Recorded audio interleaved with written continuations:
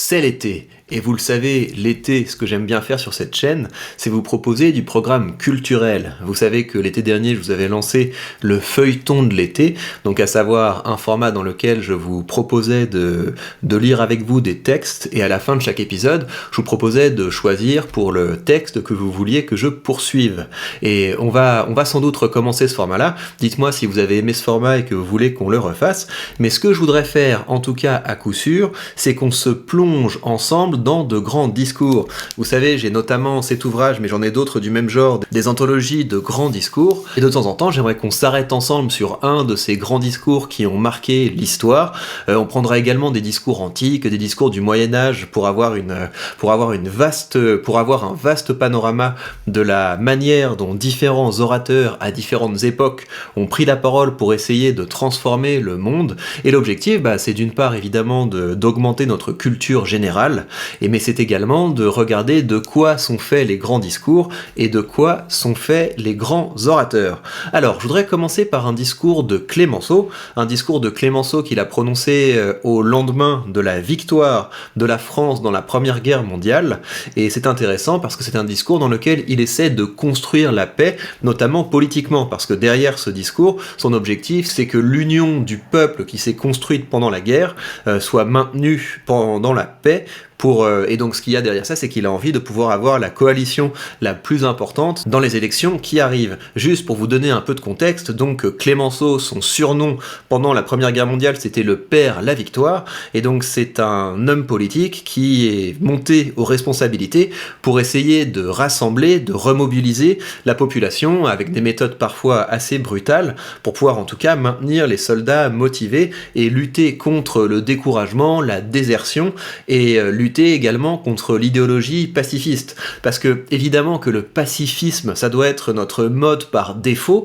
Notre mode par défaut, c'est que les humains n'ont pas envie de faire la guerre avec d'autres humains. Il faut absolument tout faire pour préserver la paix, mais une fois qu'on est dans la guerre, souvent les discours pacifistes, c'est un cadeau pour l'ennemi. Souvent les discours pacifistes sont instrumentalisés par la propagande ennemie. Il faut se dire qu'une guerre, c'est aussi une guerre psychologique, et il faut parvenir à tenir, et donc les grands hommes sont ceux qui sont capables, pendant ces périodes de guerre, de parvenir à maintenir la population suffisamment motivée, suffisamment galvanisée pour faire les efforts nécessaires à l'emporter. Et donc la position de Clémenceau, c'était non, on ne fait pas de négociation et on ne fait pas de compromis avec l'Allemagne, d'abord on gagne la guerre et ensuite on négocie. Il a dû donc maintenir cette position alors que la Russie, sombrait, mais disons plutôt passait au communisme et commençait à diffuser une idéologie pacifiste. Alors, plongeons-nous dans ce discours donc du 5 novembre 1918. Maintenant encore, si vous voulez me le permettre, je voudrais dire une parole que je crois utile. Elle l'est déjà dans vos esprits, j'en suis sûr, mais l'heure viendra pour nous, à mesure que les problèmes de la guerre disparaîtront, le plus tôt possible je l'espère, de comprendre que de nouveaux devoirs s'imposeront à nous. Alors, première chose sur laquelle j'attire votre attention, parce que c'est comme ça qu'on comprend de quoi sont faits les grands hommes, c'est qu'ils ont toujours un coup d'avance et ils sont toujours anticycliques. Et donc, alors que les gens étaient lassés de la guerre, Clémenceau se mettait dans une optique de jusqu'au boutisme et de combat jusqu'au bout. Alors bien sûr, c'est pas lui qui est sur le terrain, mais vous voyez l'idée. Et là, alors que au lendemain de la guerre, les gens vont avoir envie de se reposer, de passer à autre chose, lui, il est déjà en train de penser au coup d'après, à savoir comment est-ce qu'on reconstruit les choses, comment est-ce qu'on reconstruit la paix. Alors, cette guerre est la plus formidable que le monde n'ait jamais vue. Avec les progrès des armements, les progrès scientifiques, il faut bien dire le mot, et l'intérêt que les peuples tout entiers ont maintenant à se jeter dans la bataille pour assurer leurs droits, je me demande ce qu'il deviendrait, ce que toute l'humanité deviendrait, si nous étions exposés plus tard à de nouvelles guerres dépassant toutes celles que nous avons vues. Et donc là, vous avez également le propre des grands orateurs et des grands meneurs d'hommes, c'est qu'il est déjà en train de penser à la suite. Un grand meneur d'hommes, un grand orateur, est toujours en train d'imaginer le pire, est toujours en train d'essayer de tirer les lignes et de se dire, là ce qu'on a vu, on a l'impression que c'est très impressionnant, mais il y a des choses encore plus impressionnantes qui peuvent nous arriver. Et faire ça, c'est pas pour paniquer, parce que pendant la guerre, il était aux responsabilités et il a eu le tempérament nécessaire à maintenir le cap. Non, l'idée c'est de prévoir le pire pour ne pas être sidéré lorsque le pire arrive. Et un grand orateur doit être capable d'éduquer son public à ça, pour que son public également ait du tempérament.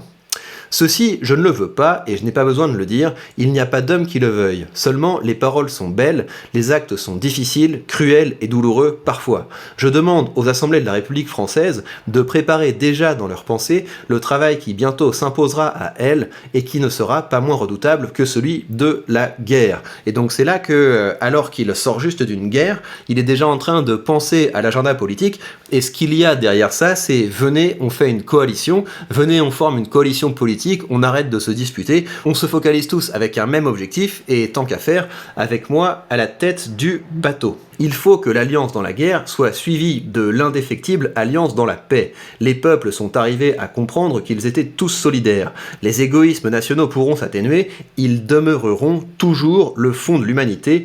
Ni moi, ni aucun parlement, ni aucun régime, ni personne ne pourra changer. Et donc ça, c'est également si vous voulez, la prudence des grands meneurs d'hommes, des grands orateurs, c'est qu'ils ne se bercent jamais d'illusions. Évidemment qu'au lendemain d'une guerre, il va y avoir des discours pacifistes, des discours d'union entre les hommes, mais il y a quand même un fond belliqueux dans la nature humaine, et donc plutôt que de fermer les yeux là-dessus, il faut en tenir compte, et il faut trouver des garde-fous qui permettent de tempérer cette nature. Mais l'homme n'est pas infaillible, et les partis d'un côté ou de l'autre, qui s'arrogent le droit de l'infaillibilité, conduiront les peuples qui les auront trop écoutés à reconnaître un jour le danger d'avoir suivi aveuglement les pasteurs dont la connaissance universelle n'était pas à la hauteur de ceux qu'ils ont pu croire. Ça c'est intéressant parce qu'on a l'impression qu'il est déjà en train d'anticiper les fascismes, donc qu'il s'agisse du nazisme ou des régimes totalitaires communistes, à savoir des idéologies à la tête d'État,